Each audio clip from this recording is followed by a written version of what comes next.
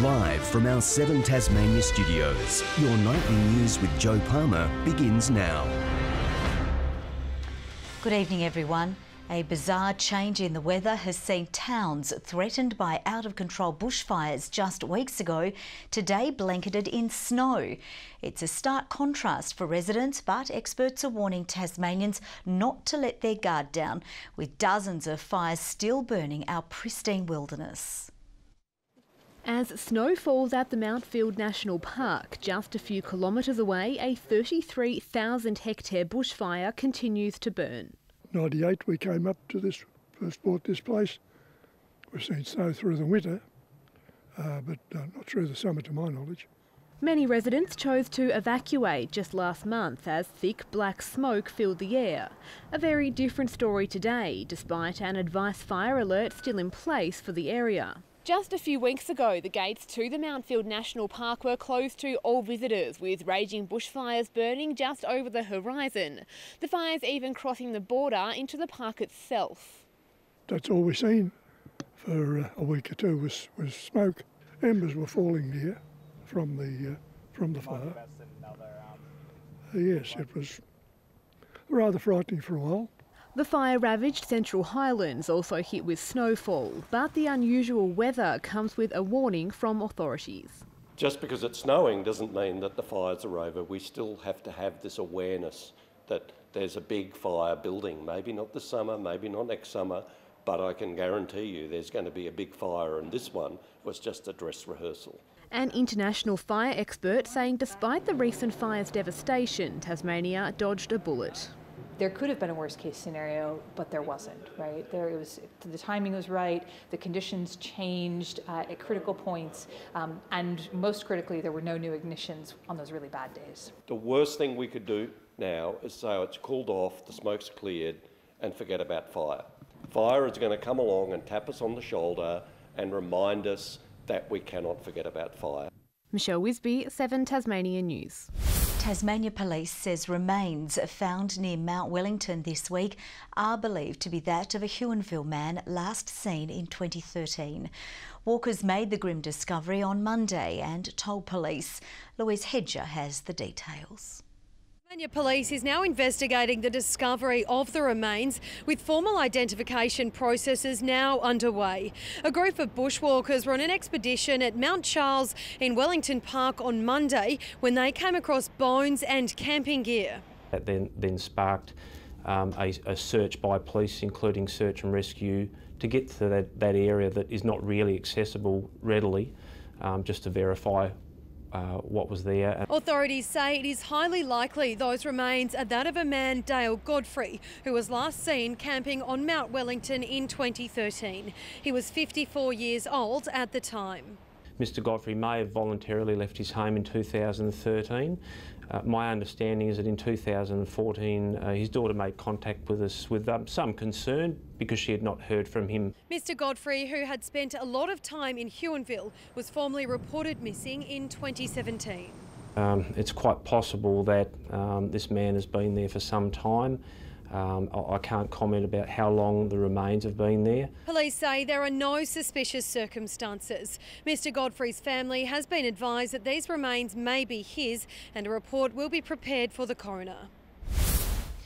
An inquest into the 2015 disappearance of a man from Flinders Island has continued today.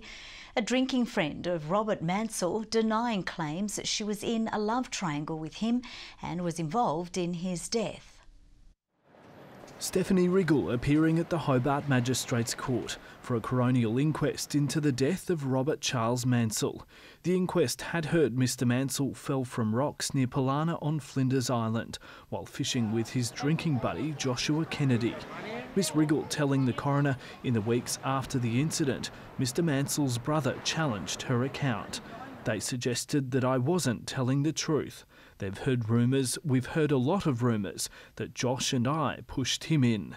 Miss Riggle told the coroner on the morning of the 8th of August 2015 she received a call from Mr Kennedy saying Mr Mansell had slipped in while fishing.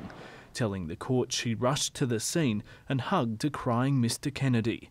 He said he will never forget that moment he glanced at Robbie and he was going under. He said he'll never forget watching his best friend dying like that. Questioned would she lie under oath, she responded no, saying that will get her into trouble and she has a daughter to look after.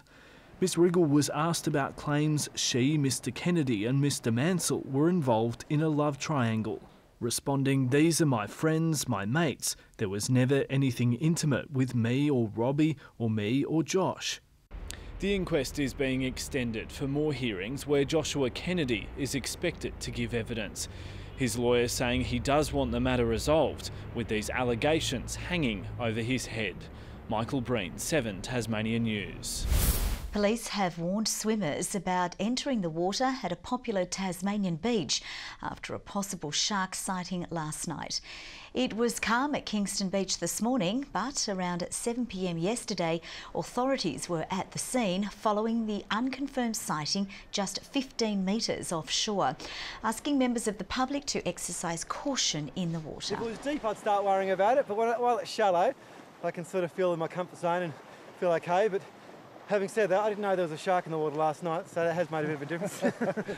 It comes after a 3-metre shark was sighted near Orford on Sunday. The company behind the proposed Mount Wellington cable car has today come one step closer to getting the controversial project off the ground. The government has granted the Mount Wellington Cableway Company access to public land to undertake site investigations. The land is outside the Wellington Park but owned by the council. The company needs to investigate the area to prepare its planning application. A decision is yet to be made about whether the company can enter land within the park itself, but access is expected to be granted in the near future. Tasmania's best wakeboarders are performing a few final spins ahead of this weekend's state titles. A shot at glory in the national titles is up for grabs, but for many it's just a chance to tear up the water at Lake Trevally.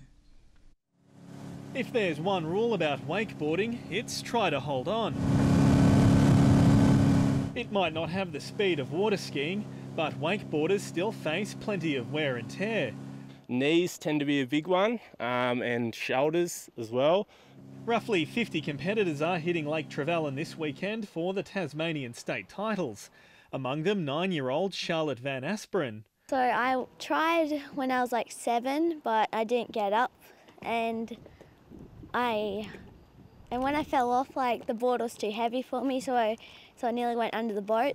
The challenge to pull off an impressive display of spins and inverts.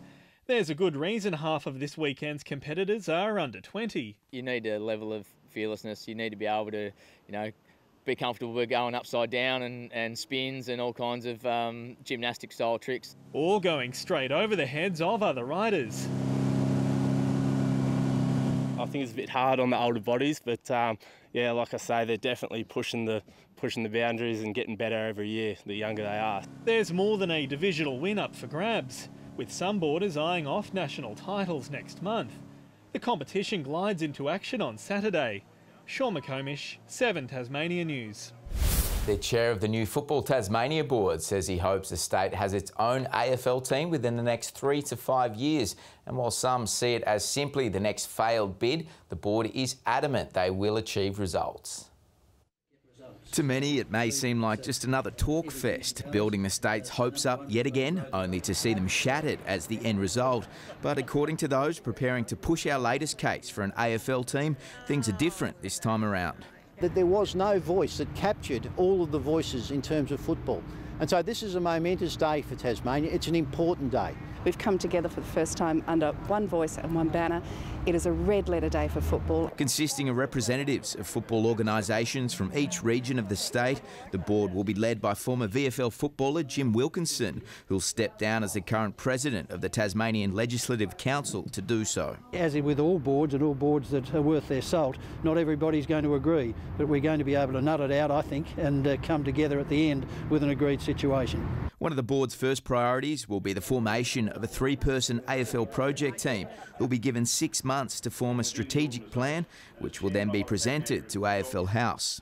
They will chart the course to an AFL team, understand the preconditions that are required, and then lay down the pathway to achieving those preconditions. Well, look, there's a number of people that have already been giving some ideas as to what we should do. People like Nick Rewalt, Chris Fagan, people like that we'll be looking for. It still remains unclear if the state's multi-million-dollar deals with Hawthorn and North Melbourne will be extended past their 2021 expiry dates, or if the money would be better spent towards the newest push for our own team. The next deals will obviously be discussed in the context of the pathway that we lay out to an AFL team.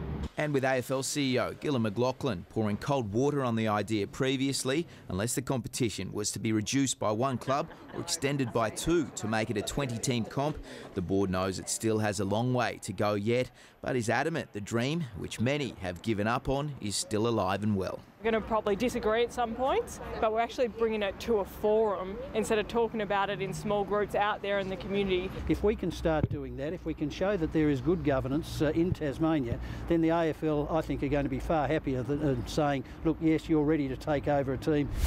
To cricket, and James Faulkner will return to the Hurricanes squad in place of Tom Rogers for Thursday night's semi-final clash with the Melbourne Stars at Blunston Arena.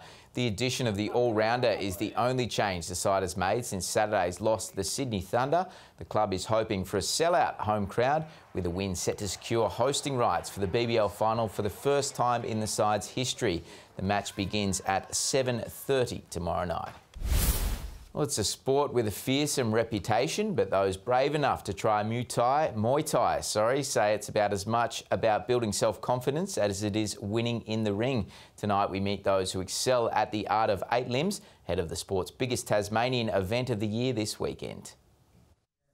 A flurry of fists, elbows, knees and shins. This aerobic avalanche of attacks combined to make Muay Thai one of the most exciting combat sports. Everyone gets nervous, and that's normal. You just got to try and channel your nerves, stay composed. But don't let the shiner put you off. Alec Haas says the bruise was from a training slip-up rather than a shin-bone strike. This is probably my second black eye in probably 10 years of training, so it's something that rarely happens. The 25-year-old will sport the shiner at Legion 9 this Saturday night at Elphin Stadium. He has a rock-solid record in the ring, but winning doesn't drive him. It's about confidence. It's about me trying to improve as a person, do my trainers proud, do my clubs proud. Physical, yes, but these fighters say brutal isn't the right word. We're not savages, we're professional athletes. We train day in, day out. There's injuries, there's setbacks, and you've just got to overcome them. Damon Nupton-Greer is in Saturday night's main event for the Muay Thai title. Victory would see him become the first to hold the promotion's mixed martial arts and Muay Thai belts at the same time. You get in there, you look around, this is just where I love to be. Tom Johnson, 7 Tasmania News. Good evening. Well, it feels like summer has ended 2 weeks early as temperatures once again sat well below average. Hobart, Launceston and Devonport 19, Burnie 17 today.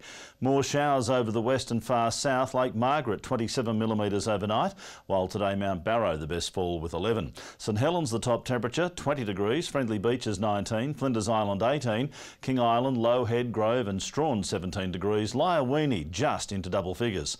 The cool unstable air following the cold front is right over Tasmania. Not far behind is warmer air with a high. We'll see that in a second. It's the stratiform cloud there to the south and west of the Bight.